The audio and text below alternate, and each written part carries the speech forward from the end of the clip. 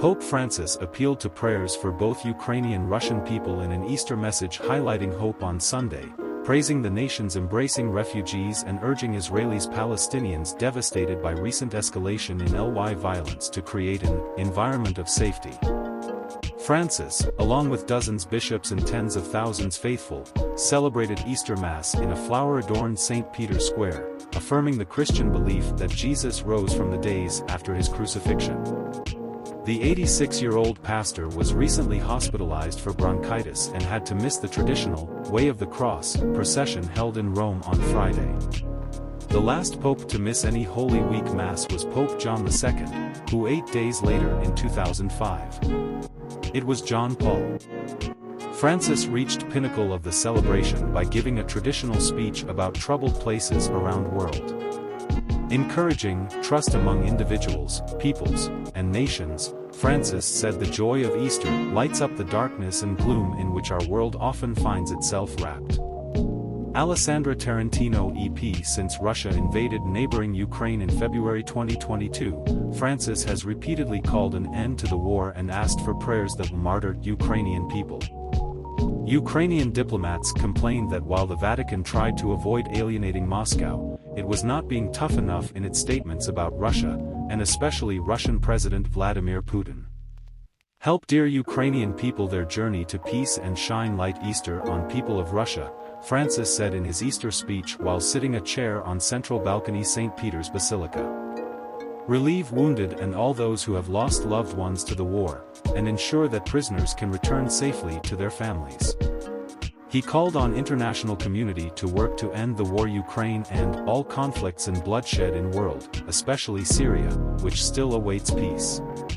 Francis also prayed for those who lost their loved ones in the earthquake that hit Syria and Turkey 2 months ago and killed tens of thousands of people.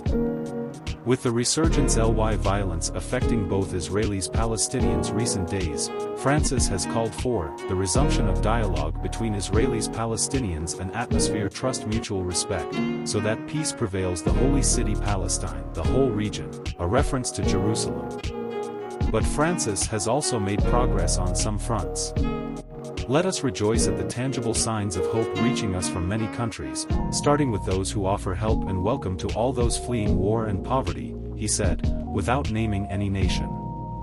How to look after asylum seekers, migrants, refugees, whether to allow them entry is a heated political social debate in much of Europe, as well as in the United States elsewhere. Francis also prayed national leaders ensure that no man or woman is discriminated against, and human rights and democracy are fully respected. With immigrants risking their lives on smugglers' unseaworthy boats in hopes of reaching Europe, Pope complained that the Tunisian people, especially youth, were struggling with social and economic difficulties. Dozens of people have or remained missing after trying to cross the Mediterranean from Tunisia in the past 2 weeks. The Pope has included Lebanon, the 2 African countries he visited this year, South Sudan and Congo, among the countries that need to end divisions reach reconciliation. Talking about Haiti, he called on political actors and the international community to find a definitive solution to the many problems that are painfully testing people. The bloody skirmishes Francis quoted contrasted with the bright riot of colors lent by the orange-red tulips, yellow forsythia and daffodils, hyacinths and other colorful seasonal flowers that adorned St. The flowers were transported by trucks from the Netherlands. According to Vatican census, at end of Pope's arrival, about 100,000 people flocked to Square for Pope's speech. Francis was hospitalized on March 29 to April 1 to treat bronchitis. By the end of the Easter Sunday performance, which lasted more than 2 hours, Francis seemed to have run out of energy. His voice was hoarse, and at one point he stopped speaking to cough.